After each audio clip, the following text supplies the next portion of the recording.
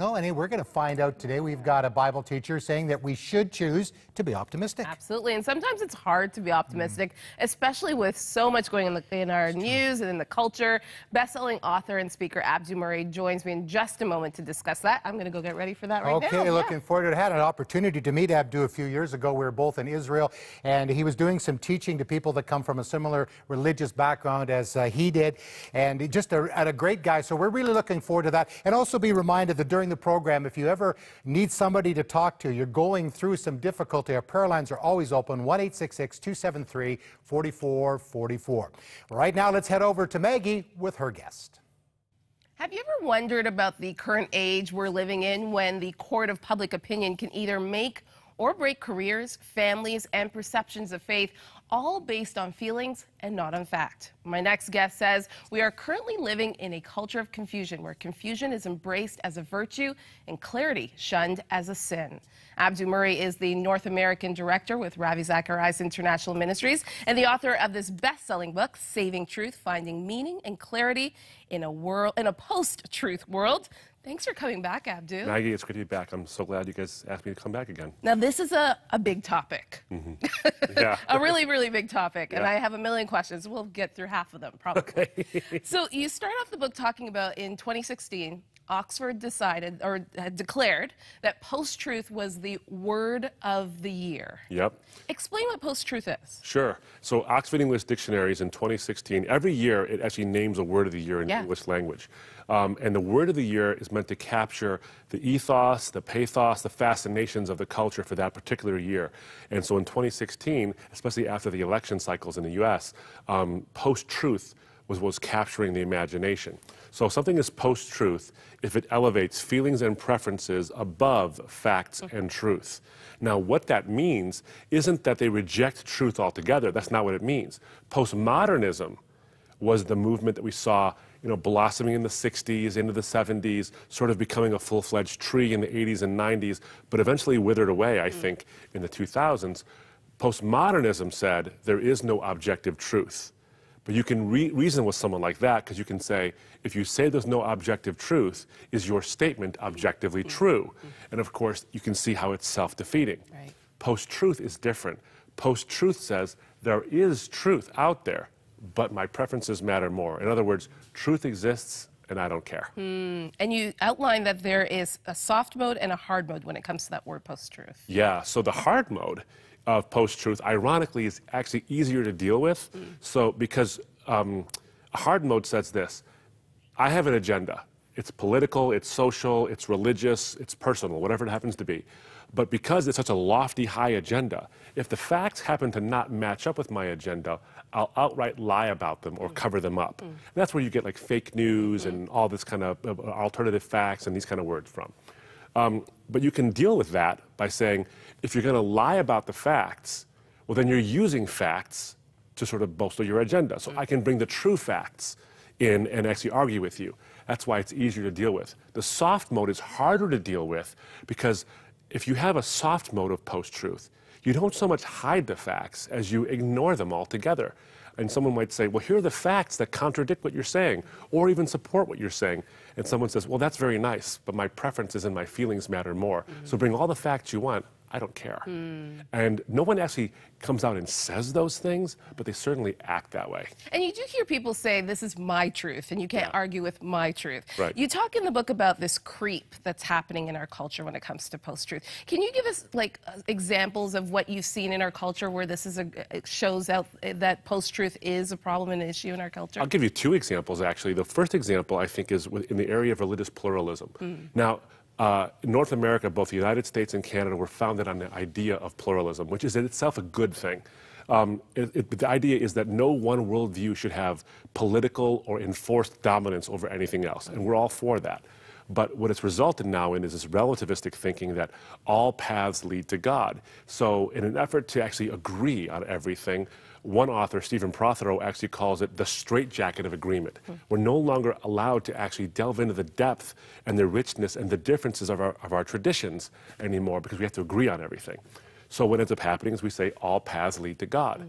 The problem with that is that in an effort to respect every path, we've actually disrespected every path because not only do all paths not lead to God, not all paths even claim to lead to God.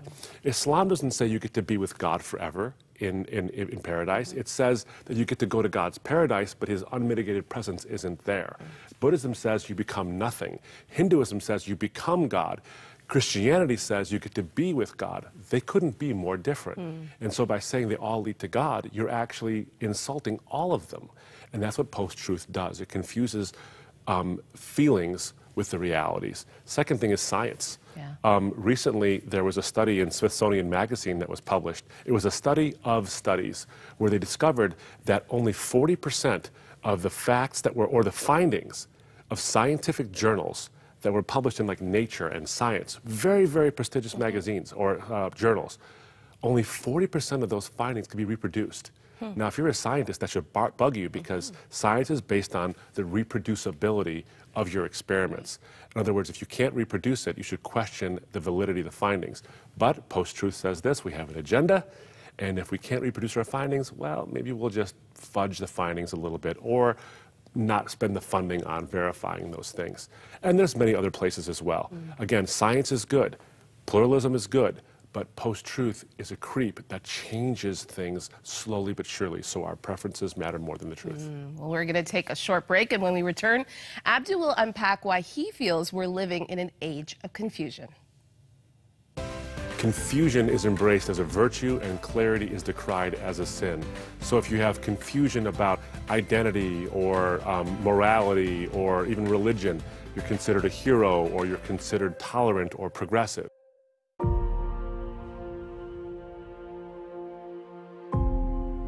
I think that's one thing you had said to me too, just the time when they said, you know, start your engines or whatever it was. Yes. And to hear everybody's engines roar to life. Start up, you know, it's like, oh my, this is big. Because the sound was just everywhere.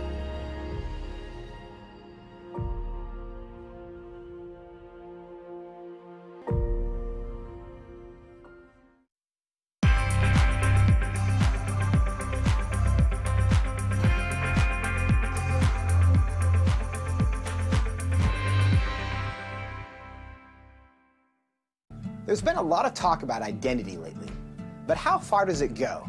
And is it possible to be wrong? We went to the University of Washington to find out. If I told you that I was Chinese, what would your response be? I mean, I might be a little surprised, but I would say, good for you. Like, yeah, be who you are. I would maybe think you had some Chinese ancestor. I would ask you how you similarly came to that conclusion and why you came to that conclusion. I would have a lot of questions, just because on the outside I would assume that you're a white man. If I told you that I was 7 years old, what would your response be? I wouldn't believe that immediately. I probably wouldn't believe it, but I mean, it wouldn't really bother me that much to go out of my way and tell you, no, you're wrong. I'd just be like, oh, okay, he wants to say he's 7 years old. If you feel 7 at heart, then then so be it. Yeah, good for you. So you'd be willing to tell me I'm wrong? I wouldn't tell you you're wrong. No, but I say that I don't think that you are. I feel like that's not my place as like another human to say someone is wrong or to draw lines or boundaries. No, I mean, I wouldn't just go like, oh, you're wrong, like, that's wrong to believe in it, because, I mean, again, it doesn't really bother me what you want to think about your height or anything. So, I can be a Chinese woman. You... Sure. But I can't be a 6'5" Chinese woman. Yes. If you thoroughly debated me or explained why you felt that you were 6'5", I feel like I would be very open to saying that you were 6'5", or Chinese, or a woman. It shouldn't be hard to tell a 5'9" white guy that he's not a 6'5" Chinese woman. But clearly it is. Why? What does that say about our culture? And what does that say about our ability to answer the questions that actually are difficult?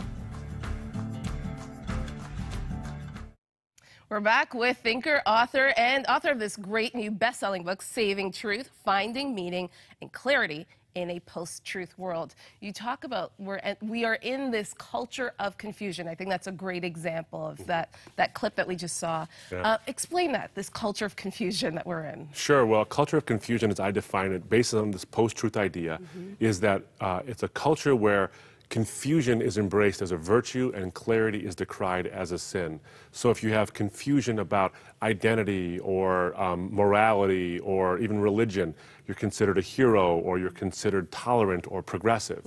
But if you're clear on these things, in other words, if you embrace the idea that there are in life some boundaries to our freedoms and to our ability to express ourselves or to be whoever we want or even define ourselves, well, then you're considered a bigot, or you're considered intolerant, or you're considered regressive. So confusion is a virtue, clarity is a sin, and the reason why confusion has become a virtue is because confusion allows for fuzziness at the edges. There are no boundaries or borders. So if there's no boundaries or borders, you're not on the outside of anything. You're always on the inside, and the inside is ever expanding. So that's a problem because life isn't that way. And in fact, almost no area of life is that way. Not art, not freedom, not politics, not who I am.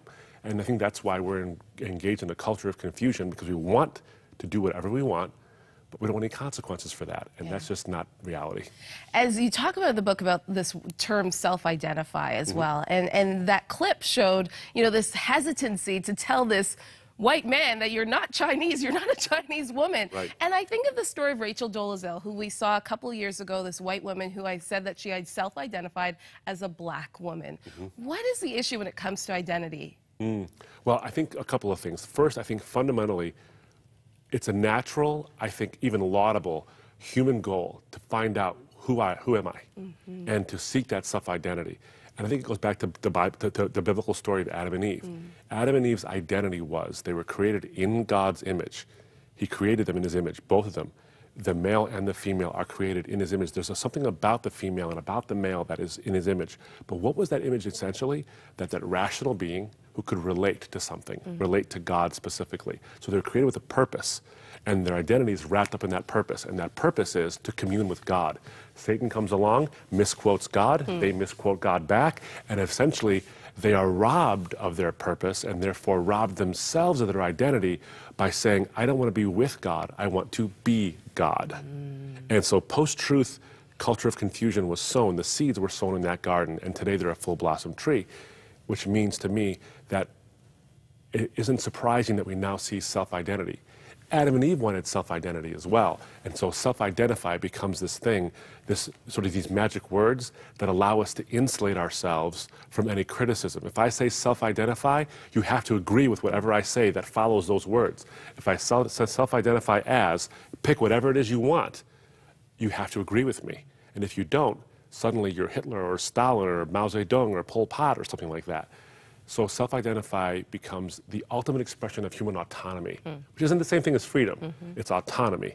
And I think that's why those words become magical. Let's talk about the role of the church and how do we respond to this. You talk about in the book that in one way the church kind of wants to be everything to everybody and just embrace all sort of confusion in this culture. Yeah. And in another way, there is almost a us versus them. Yeah. What we believe is right, what you believe is wrong. Well, and that's where I think if the church wants to get the post-truth speck out of its brother's eye, it ought to get the post-truth plank out of its own. Now, that's not to be overly critical, but I have seen it quite a bit. So those are the two sort of extremes. Either we want to be liked by everybody, so we want everybody to agree with us, so we'll actually misinterpret truths. So when Jesus says, do not judge, that you be not judged, we say, oh, Jesus is telling us don't judge anybody's behaviors. That's not what he's saying. Read the whole thing. And he says, but when you do judge correctly, judge with an unhypocritical judgment. In other words, how you judge yourself, judge other people. Be consistent and be biblical. So the church in one way says everyone should get along and agree. And we start to compromise on truth because our preference is everyone agrees. The truth is not everyone can. The pendular swing the other way is just as bad, though, where we want to vilify everybody who doesn't agree with us. So our enemies become the worst possible thing in the world. And one of the practical ways we do this, and almost everybody listening to us will be guilty of this, including present company included, where I've clicked like or share on some social media thing because there's been a headline that happens to agree with me and make the other side, whoever those people are, look as bad as possible. And C.S. Lewis reminds us to be careful of this. And he asks this question, he says, suppose you hear of some atrocity committed by the other, and it's horrible. But then you find out later that it wasn't as bad as you once thought, what is your first reaction? Is your first reaction to say, thank God not even they're as bad as that? Or are you disappointed? You wish they were as evil as possible to make them look as bad as possible. He said the danger is that you begin to see white as gray and gray as black, and soon everything will become evil, even your own heart. Wow. I think that's what the church has to insulate itself from. If you want to be people of truth, we can't give in to post-truth. Yeah. Oh, our time's up already. It's been a lot of fun so far. Thank you so much again, Abdu. The name of the book is Saving Truth, Finding Meaning and Clarity in a Post-Truth World. You definitely are going to want to pick up your copy of this great book. And if you are at the point where maybe you are confused, maybe you don't even know Jesus, and as Abdu was talking about, the author and the finisher of our faith, the truth lies behind Jesus. And if you don't know him as your Savior, if you don't know him personally, our prayer partners would love to introduce him to you today. The number's at the bottom of your screen, 1-866-273-4444. Amazing people that love Jesus and would love to spread that love to you today. Stay with us. We'll be right back.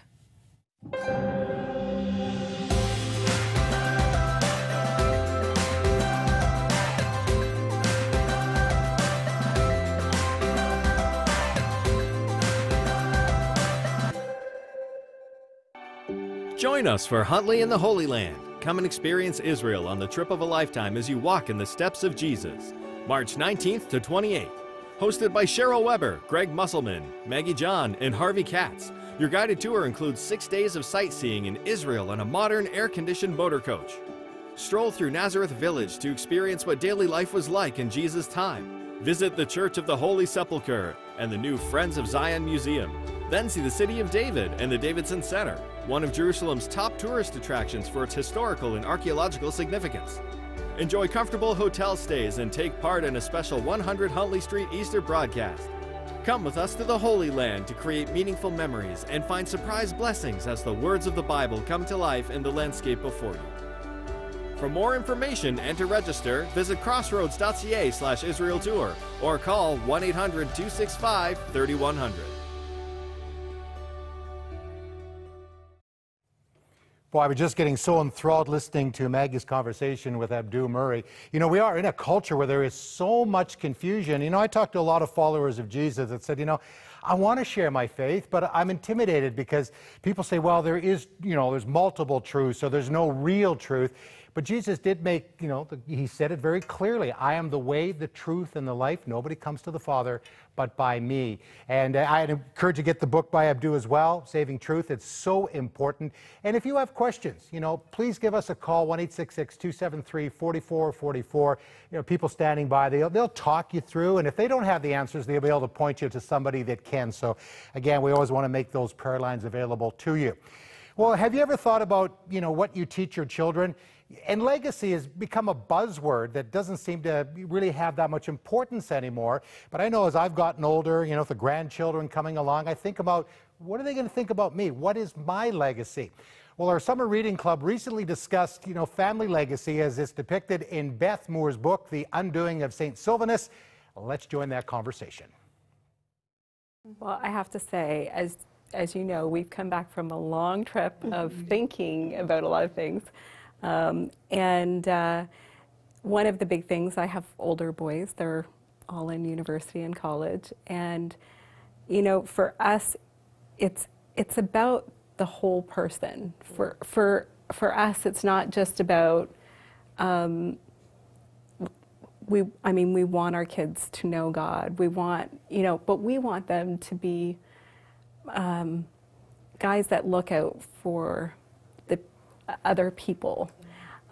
We want them to be people that aren't just successful in business, but also go, when is enough enough, and when am I giving back to my community?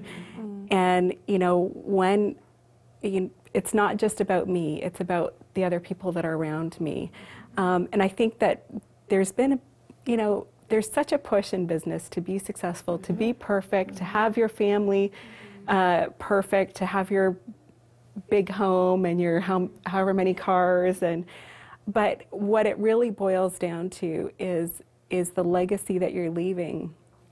And the book speaks to it towards the end of the narrative.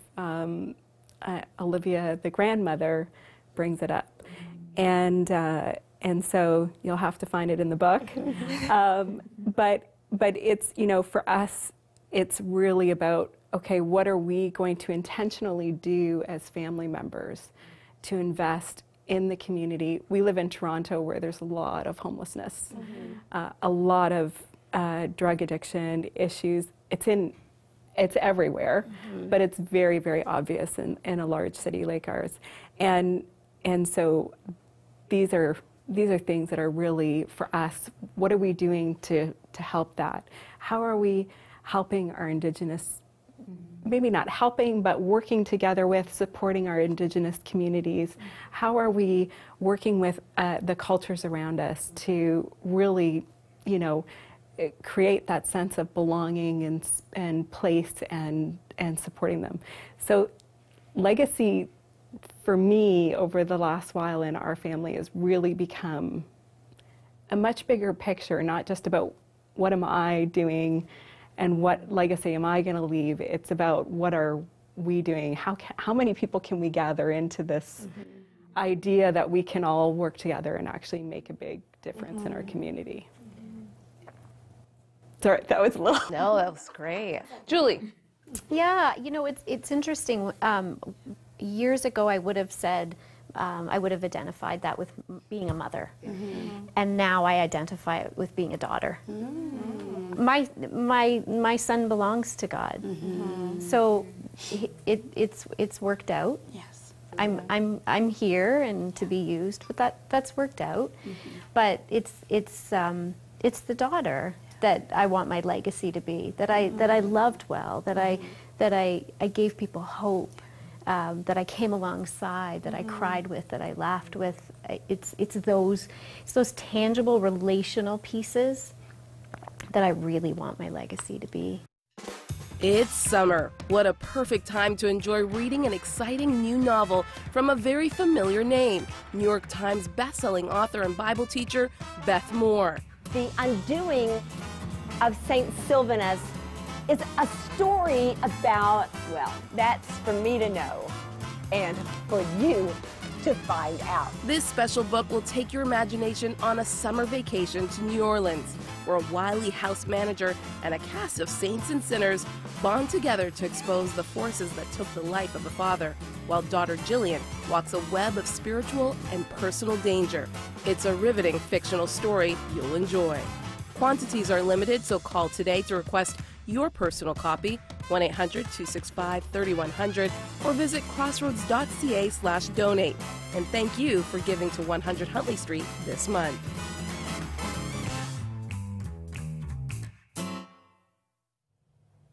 You know, one of our goals here at 100 Huntley Street is to give you resources that can help you in your spiritual journey and to navigate through darkness and confusion. That's why we have people like Abdu Murray on the program to help us to make sense of it all. And as a part of what we're doing here is to have those interviews to give you encouragement. And then all that we do in terms of our prayer lines. I mean, we are getting record numbers of people calling in and accepting Jesus as their Savior, and also people that are coming back into relationship with Him. It's all because of what you do to help us keep this ministry strong as we shine brightly and proclaim the message unashamedly that Jesus is Lord and He is the way, the truth, and the life. Give us a call, 1-800-265-3100 if you'd like to donate. You can also go online to crossroads.ca.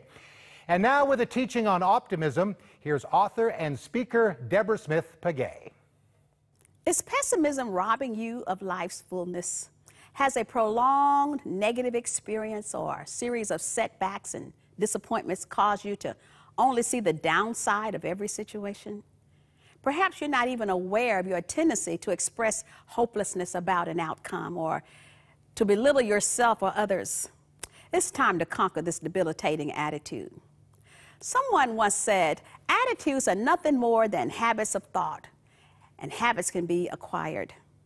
The Word of God provides practical advice for making a shift in your thinking.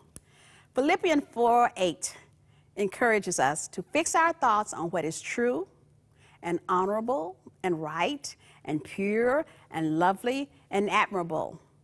To think about things that are excellent and worthy of praise. Overcoming pessimism requires more than a change in thinking. You must change your behavior. For starters, you must limit your exposure to other pessimistic people. Being with a pessimist is like having a skunk at your picnic. It's a very unpleasant experience. Next, you have to limit your exposure to negative external input, TV, media, movies. You'll also want to memorize scriptures that promise us the victory or a positive outcome in the situations of life. Romans 8:28 is a good place to begin. It assures us that all things work together for good to those who love God and are called according to His purpose. Finally, you must proactively look for the good in every situation and always express faith that is there. I'm reminded of the words of Harry S. Truman, 33rd President of the United States of America. The pessimist is one who makes difficulties of his opportunities, and an optimist is one who makes opportunities of his difficulties. Great teaching. Thank you, Deborah. Very practical. Okay, Maggie, can I make a confession on national television? Absolutely. I'm waiting. Okay. Sometimes I come on this program and we step up and, we're getting ready to go on the air and, our crew is getting us all set and the lights are on and everything else. And I'm sometimes not in that great of a mood. Maybe something is going on at home, or I've had difficulty, or you've had a run-in with somebody. But once we start the program, the light comes on, and I'm with you or Cheryl, we start talking about the things that God is doing. By the end of the program, I'm in a great mood. And I was thinking about that one day. I was going, I was away from the cameras and, not all dressed up and all that. And I thought, you know what, I can change the way I think. And I start thinking about something positive. As Deborah mentioned, we can be optimistic, even in the midst of some difficult things. Yeah, no, I appreciate your authenticity. I think all of us have been there where, it could be anything in our lives and we can come to this place. But knowing that God is true and that He's faithful, and when we hear great stories on this show time and time again of how God is still in the work of changing people's lives, He's changed our lives as well. That's what optimism looks like. So I love what Deborah said, not surrounding you with other pessimists. That's right. And and I've been on doing interviews as we have, and I'm thinking, oh Lord, I'm such a wreck. Look what you've done in this guy's life. Look what you've done in my life. He changes lives. So thank you for supporting what we're able to do. By the way, I was in a good mood all day today, so awesome. Wasn't one of those Hope days. you're in a great mood. Have a great day. Thanks for watching. See you next time. Bye.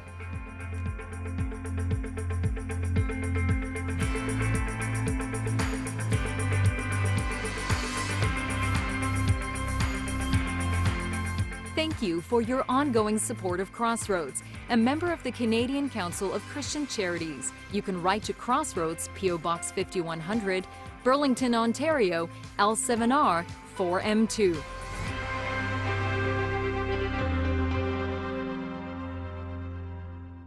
This program sponsored in part by DL Deeks Insurance, home of the Evangelical Group Plan. For quality service and great rates on your auto, property, or commercial insurance, call us today or visit our website at deeksinsurance.ca. Media. This medium. Curated, created, constructed, and colluded to communicate, to influence, to connect, and entertain. With ease, with speed. Over 7 billion people yearning to connect, yearning to be fed, always looking out for whatever's cool, whatever's funny, whatever's trending. The medium is the message, but are we receiving the message? When everything is constantly moving, constantly changing,